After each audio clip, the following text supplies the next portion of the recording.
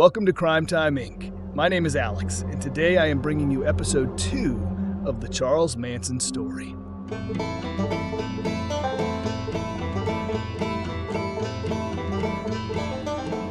In the sleepy town of McMechen, Charlie Manson's return was unremarkable, but America was changing. National debates about communism and segregation swirled, but here, life remained deliberately insular. Charlie's immediate challenge was finding a place to stay. His release technically required him to live with Glenna and Bill Thomas, but their relationship remained strained. His mother, Kathleen, could only offer occasional overnight stays, so Charlie mostly lived with his doting grandmother, Nancy. Finding work proved difficult without connections or education. Charlie was finally hired at Wheeling Downs Racetrack, sweeping stables and cleaning up after horses. The pay was meager, but it satisfied his reformatory release conditions. Still, Charlie chafed under constant direction. He wanted to be in charge. His social life was even more challenging. McMechen was a tight-knit community where teenagers wore near-identical clothes and shared lifelong connections. Charlie, with no social skills from his reform school years, struggled to break into their circle. His grandmother's one condition for letting him live with her was attending Sunday services at the local Nazarene church. The small congregation was one of the town's smallest, but Charlie dutifully attended. In Sunday school, he attempted to impress his peers by bragging about his reformatory experiences, particularly his claims of shooting up, a term completely foreign to these small-town teens. The Nazarene kids quickly rejected Charlie. At a Halloween party, he arrived in a carnival barker costume, only to be shunned by everyone except the host. The rejection spread, and soon all of McMechen's teenagers were treating Charlie like a pariah. Charlie heard on a weekly basis that the Holy Scripture contained no errors at all, that women were meant to be subservient to men, and that in order to achieve salvation, it was necessary to follow the instructions in 1 Thessalonians to completely empty yourself by giving up your individuality and pride and possessions. Some biblical passages, including colorful sections from the apocalyptic book of Revelation that described a bottomless pit, were cited so often that Charlie had ample opportunity to learn them by heart. That last paragraph is so important and profound in relation to what was to come that it's worth listening to again, so I am going to repeat it. So Charlie heard on a weekly basis that the Holy Scripture contained no errors at all, that women were meant to be subservient to men, and that in order to achieve salvation, it was necessary to follow the instructions in 1 Thessalonians, to completely empty yourself by giving up your individuality and pride and possessions. Some biblical passages, including colorful sections from the apocalyptic book of Revelation that described a bottomless pit, were cited so often that Charlie had ample opportunity to learn them by heart. As with song lyrics, Charlie had a knack for recalling scripture. Joanne was astonished when Charlie showed up unexpectedly one afternoon at her home across the river from McMechen in Ohio. It was miles from her grandmother's house in West Virginia, and Charlie didn't have a car. Either he'd taken the bus or walked. Ever since Charlie got out of reform school, Joanne had avoided seeing him, and he hadn't shown any interest in reconnecting with her either.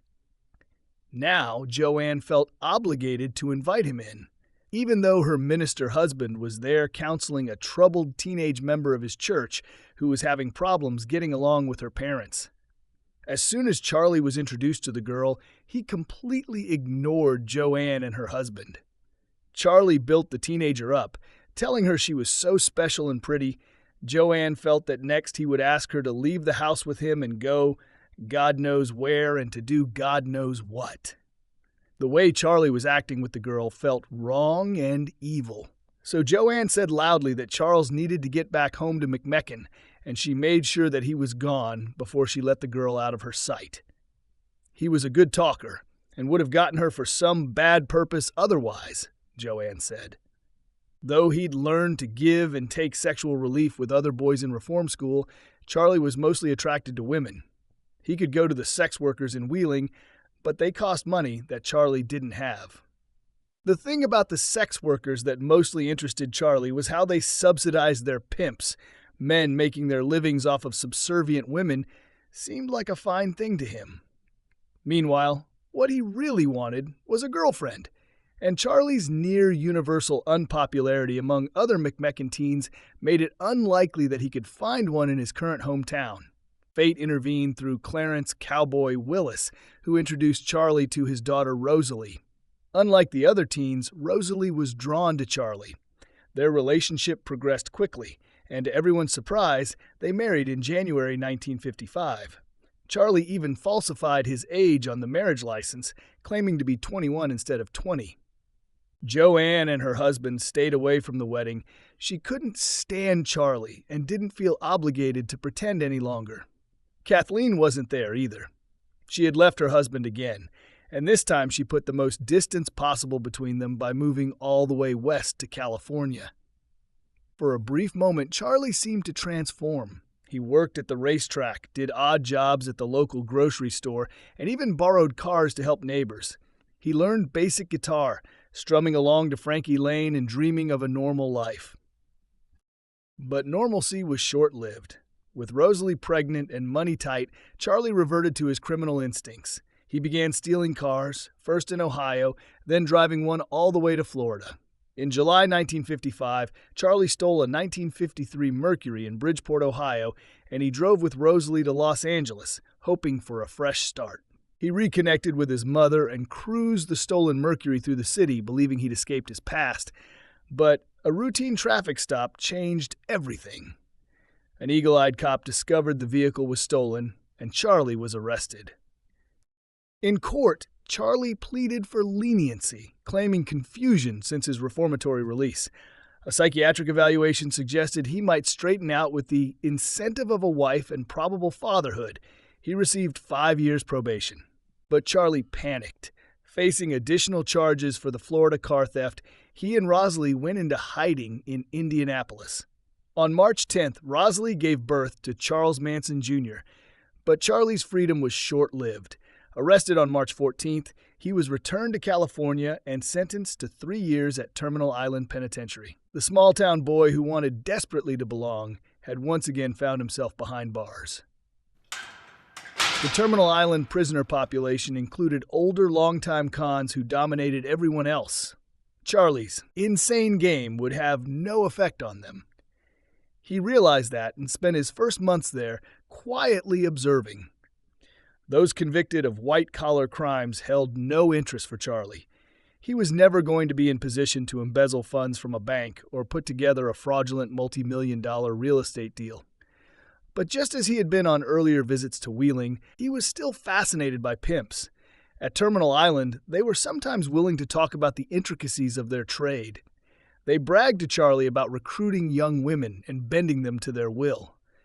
You had to know how to pick out just the right girls, Charlie learned, the ones with self-image or daddy problems who'd buy into come-ons from a smooth talker. First, you kept them separated from family and friends. Then you brought them under your control with a judicious combination of affectionate gestures and just enough beatings to remind them who was boss. Charlie yearned to be somebody's boss.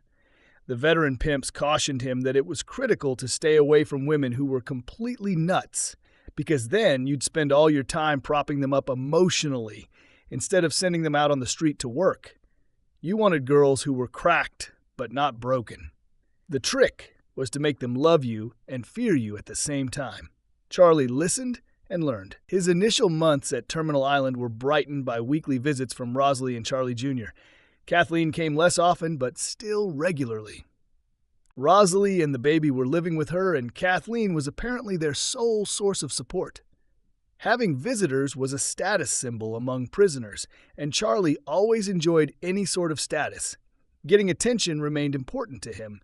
Prison officials even restricted him to small work details because Charlie admitted to a tendency to cut up and misbehave if, in his words, I am around a larger gang. He seemed to have the potential to become a model prisoner. One report noted that Charlie's work performance improved as his first parole hearing neared, proof that he could demonstrate self-control if he wanted to. All signs pointed to early release, perhaps even after serving just a year or so of his 3-year sentence. Then, abruptly, Rosalie stopped coming. She'd left West Virginia with the expectation of a more exciting life in California. Sharing a cramped apartment with her mother-in-law and visiting her husband in jail every week fell far short of that. Kathleen had to break the news to Charlie that his wife had moved out and was living with another man. Charlie, who thought he understood women so well, was taken completely by surprise. Rosalie soon returned to Appalachia with her new beau, taking Charlie Jr. with her. Charlie was subsequently served with divorce papers. His marriage was over. Just before Rosalie deserted him, Charlie was transferred to Terminal Island's minimum security cells in a separate prison building. It was a clear signal that he could expect imminent release after his parole hearing on April 22, 1957, but Charlie, stunned by Rosalie's desertion, exhibited one of his periodic lapses of patience and self-control. On April 10th, he was caught in the prison parking lot wearing civilian clothes and trying to hotwire a car. 12 days later, his near-certain parole was denied, and 5 years additional probation were tacked on to his original 3-year prison sentence. Prisons in the late 1950s were undergoing a transformation. Gone were the days when punishment alone was the focus. By 1957, rehabilitation was the new goal. At Terminal Island, inmates were given a wealth of opportunities to turn their lives around. They could earn a high school diploma, pick up practical skills like car repair or machining, or even learn how to apply for a job. It was all part of a nationwide push to prepare prisoners for success in the outside world. But for 22-year-old Charlie Manson, most of these programs held no appeal. He brushed off the chance to gain an education or pick up a trade. He had no interest in the straight and narrow. Charlie had already discovered a different kind of education during his time behind bars. His first mentors were Pimps, and he soaked up everything they taught him, lessons in manipulation, control, and understanding human desire. But now, Charlie was about to find a new teacher, one who would leave an indelible mark on his twisted philosophy of life. Though they never met, this man became Charlie Manson's personal guru, shaping his worldview and planting the seeds of the dark path he would later walk. Who was this mysterious figure, and how did his teachings influence one of the most infamous criminals in history? You'll find out after this quick break. Imagine a program so popular among prisoners that there was a waiting list to join, a course designed to inspire a positive outlook, build confidence, and teach the art of human connection. At Terminal Island, one such program stood out, the Dale Carnegie course. It was a 4-month journey through lectures, readings, and assignments built around Dale Carnegie's iconic book, How to Win Friends and Influence People. For Charlie Manson, it was a golden ticket. As a relatively new inmate with an escape attempt already staining his record, Charlie wouldn't have normally been considered. But prison officials believed the course might help his erratic, moody behavior, so they bumped him to the front of the line and signed him up. This wasn't just another prison course for Charlie. For the first time in his life, he thrived in a classroom setting. The reading materials, books and pamphlets like Effective Speaking and Human Relations, captivated him. Despite his limited reading skills, Charlie's instructors noticed something surprising. If he cared enough about the material and had support, he could not only read but deeply understand the content. And did it ever resonate? For Charlie, Dale Carnegie's teachings weren't just advice. They were validation. Every lesson seemed to align with his own instincts for manipulation and control. Take these Carnegie principles, for example. The only way on earth to influence the other fellow is to talk about what he wants and show him how to get it. Make the other person feel important. Let the other fellow feel that the idea is his. For Charlie, these weren't just suggestions. They were tools, weapons even, that he could wield to bend others to his will. The course codified what he'd been doing instinctively for years. It was as if Dale Carnegie had read Charlie's mind and given him a blueprint to amplify his manipulative power. Years later, people who knew Manson, like Phil Kaufman, reflected on how he used this knowledge to control those around him.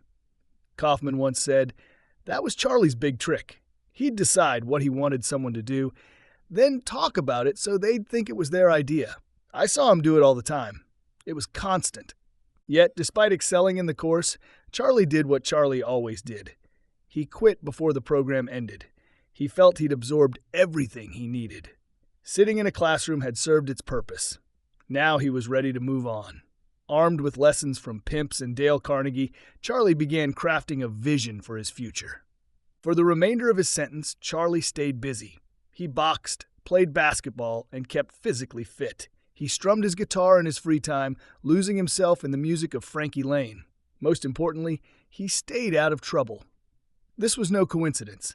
Terminal Island, like most federal prisons, was overcrowded, and early parole was common for well-behaved inmates. Charlie made sure to toe the line. And it worked. On September 30th, 1958, after serving 2 years and 5 months of his 3-year sentence, Charlie Manson walked out of Terminal Island. But freedom came with conditions. He had to report regularly to a parole officer and stated that he'd be moving in with his mother, Kathleen, at her apartment in Los Angeles. Kathleen had her reservations. Could she help her son turn his life around? She wasn't sure, but she felt obligated to try.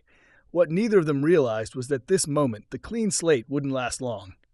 Charlie, now armed with new tools for persuasion and manipulation, wasn't looking to go straight. He had other plans. And those plans, well, they'd soon lead him down a path darker than anyone could have imagined. But we'll save that for another day. When Charlie Manson walked out of Terminal Island in 1958, he was on parole and required to report regularly to an officer. He claimed he'd live with his mother, Kathleen, in Los Angeles, but Kathleen had doubts. Her relationship with her estranged husband, Louis, was rocky, and if they reconciled, Charlie would need to find a new place. He and Louis couldn't stand each other. For now, though, Kathleen let her son stay. Parole also required Charlie to find work. Jobs weren't hard to come by in L.A., but keeping one was another story. He bounced from busboy to gas station attendant, constantly getting fired. For Charlie, the jobs were just window dressing, a way to satisfy his parole officer. His real focus was on something else, building a career as a pimp. His early attempts were shaky. 2 women he recruited, Judy and Flo, didn't stick around. Judy's father even complained to the police, forcing Charlie to impose a new rule. His girls couldn't maintain close family ties, except when those ties brought in money, as in Flo's case. Kathleen soon realized what Charlie was up to and kicked him out. He moved in with another pimp, but ran into trouble when the FBI began monitoring the house. The feds shared their suspicions with Charlie's parole officer, who noted that Manson was a very shaky probationer and predicted he'd land in trouble again soon. And trouble wasn't far away.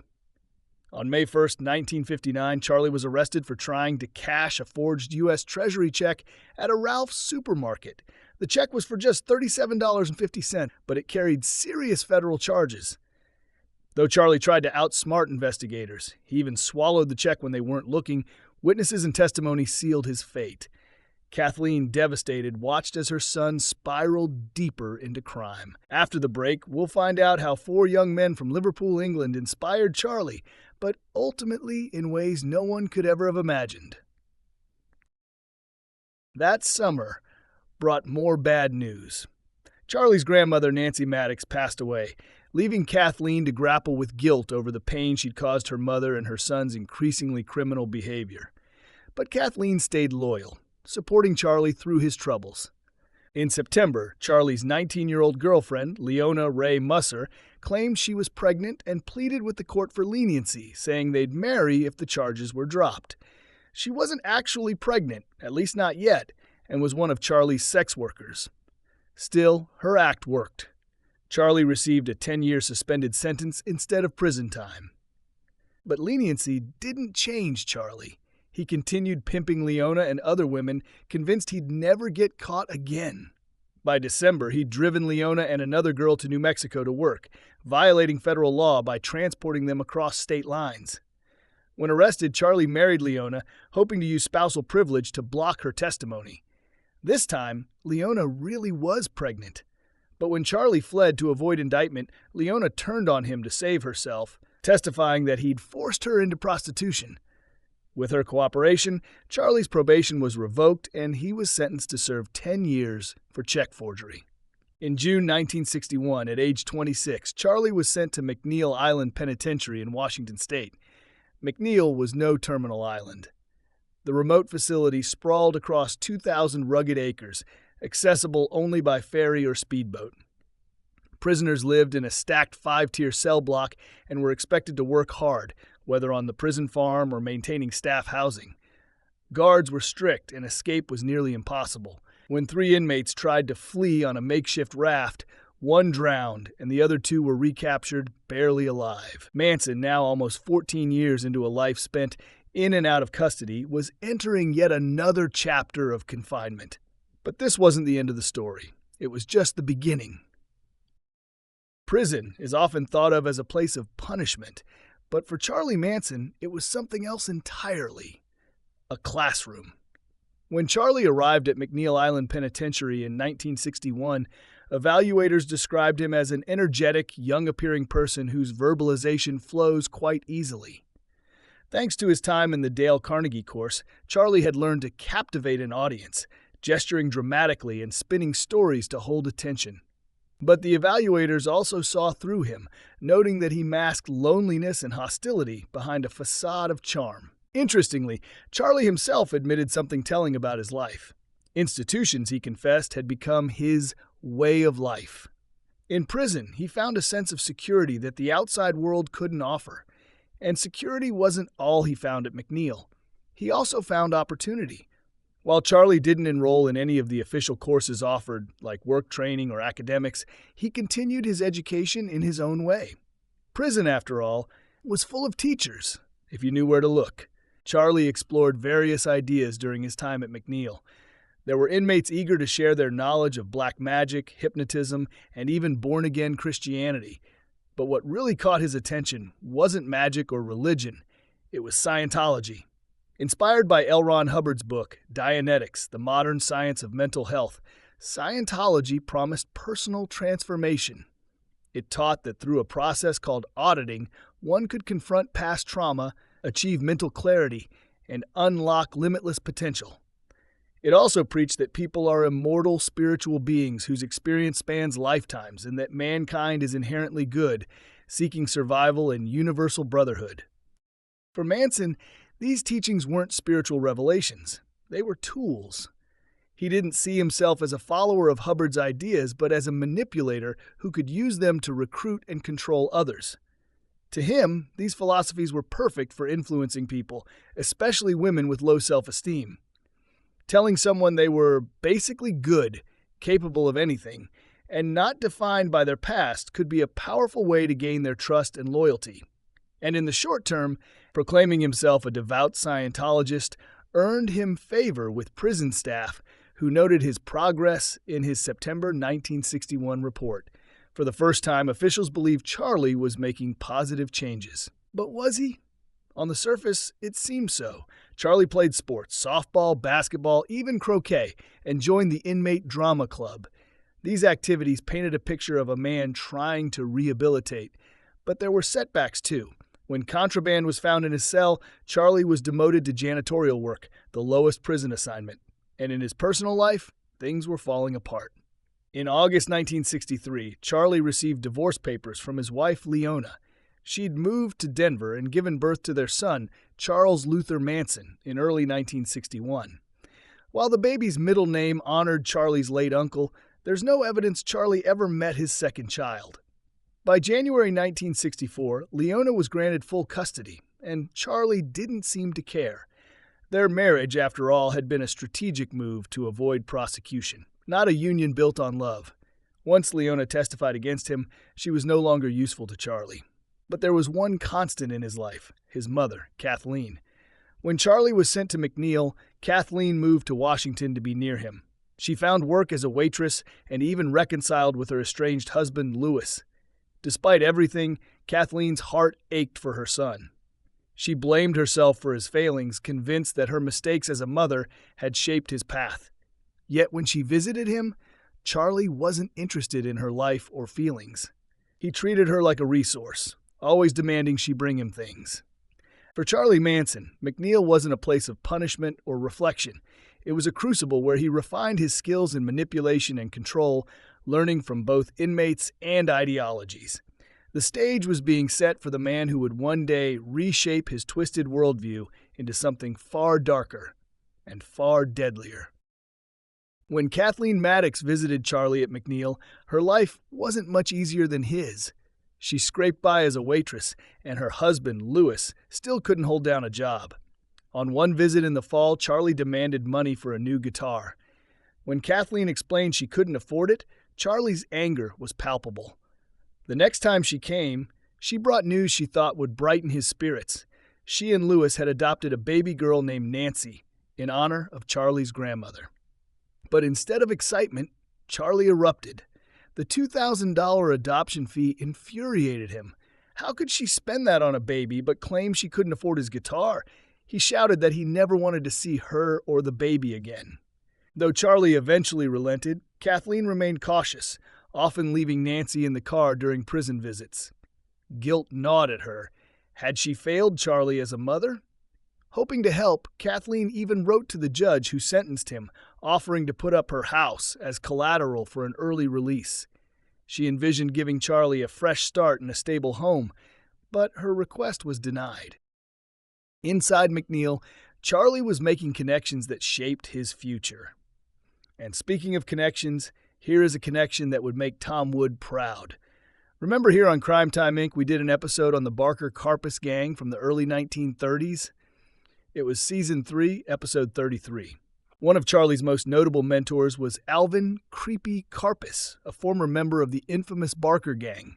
Karpis, now middle-aged and far from his bank-robbing days, taught Charlie steel guitar. While Karpis wasn't impressed with Charlie's talent, their conversations, often about Scientology or life philosophies, left an impact.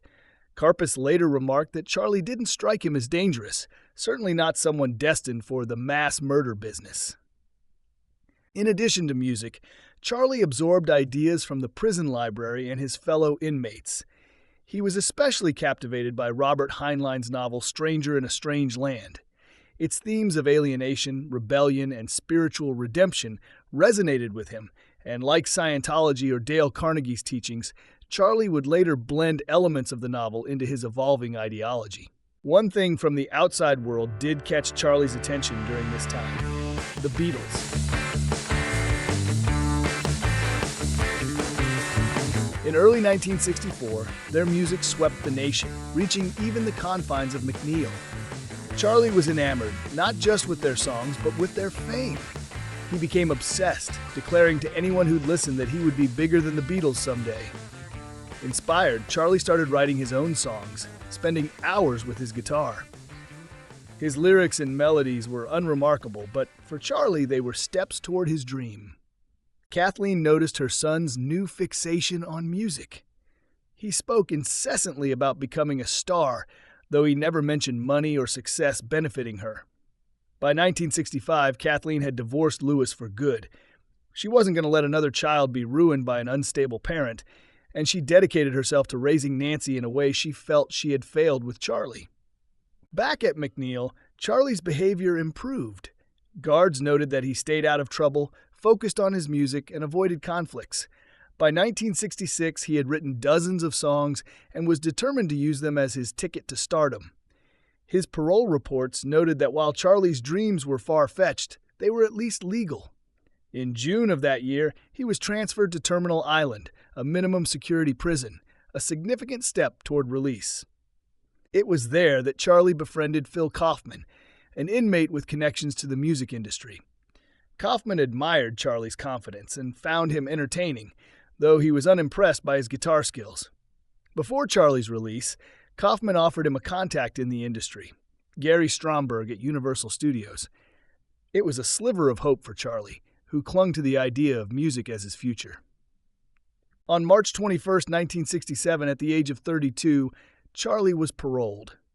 But freedom terrified him. The safety of prison with its routines and rules had been his life for years. He panicked, even asking officials to let him stay, but the system didn't work that way. By morning, Charlie was out on the sidewalk with a suitcase and his guitar, uncertain where to go. He eventually headed to Berkeley, California. Little did Charlie know, he wasn't stepping into a simple college town. Berkeley in the late 1960s was a crucible of counterculture and upheaval. For a man like Manson, with his ambitions, frustrations, and newfound philosophies, it was fertile ground. He was entering a world that would shape and be shaped by him in unimaginable ways. Now it's time to hear from Simon and Tom. I'll be back on Wednesday when we'll hear how Charlie enters the summer of love and starts gathering the members of what was to become his family. But for now, here's Simon and Tom with their expert analysis of this episode.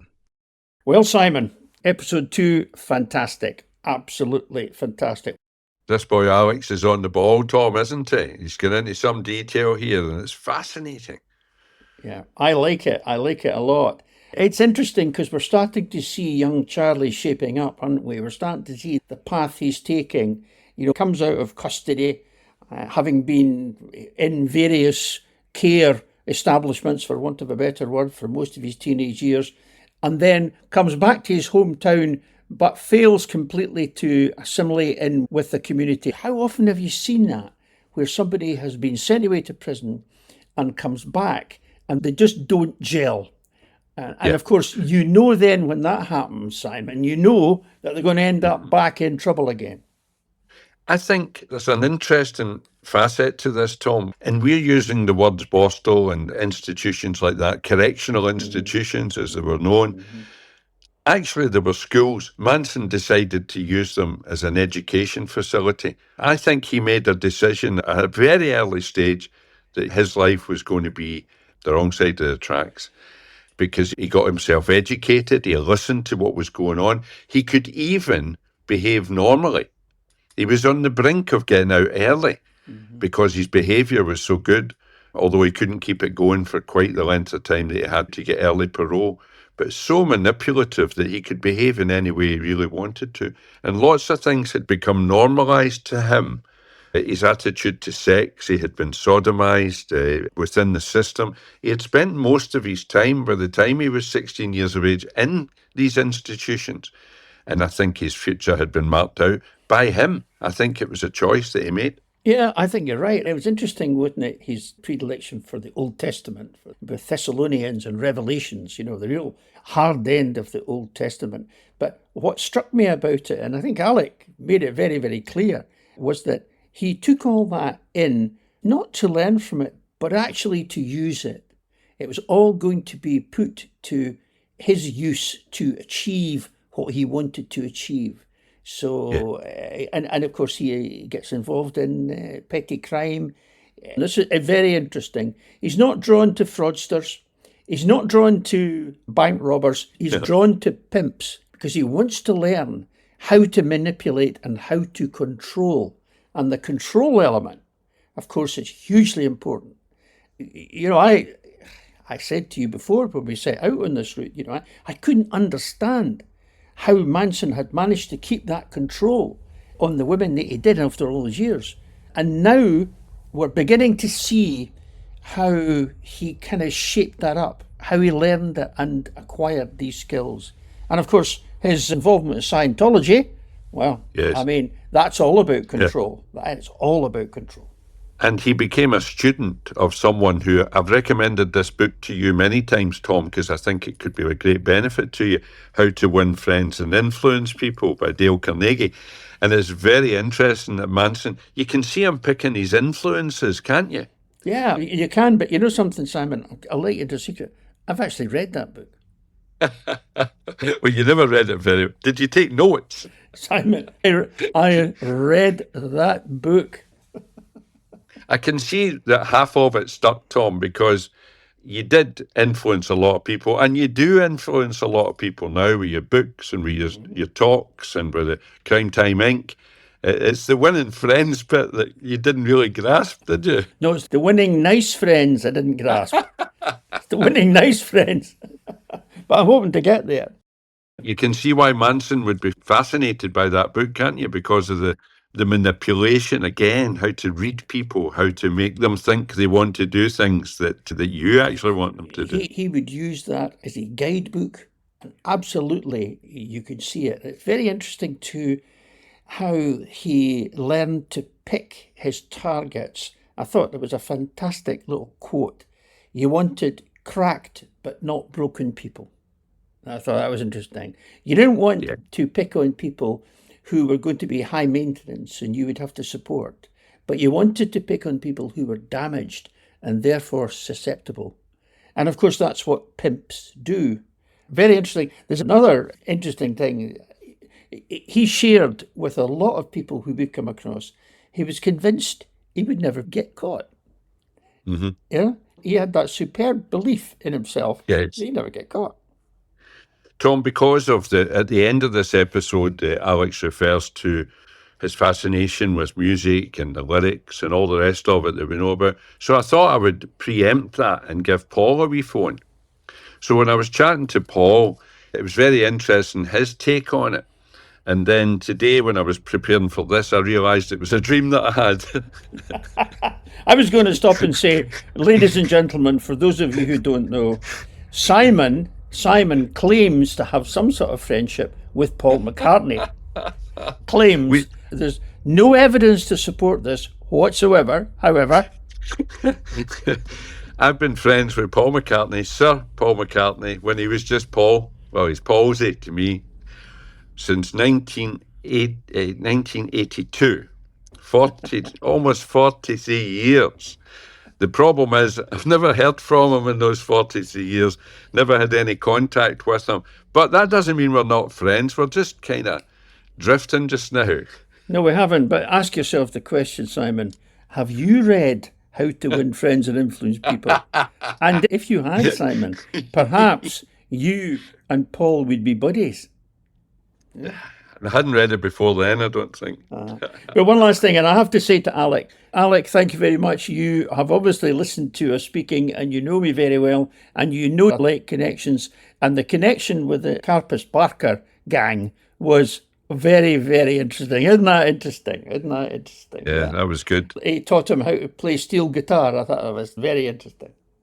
Yeah, it was interesting. Episode 1 as well. I don't think we mentioned it. He was quite gifted on the piano as well. He had a thing for music.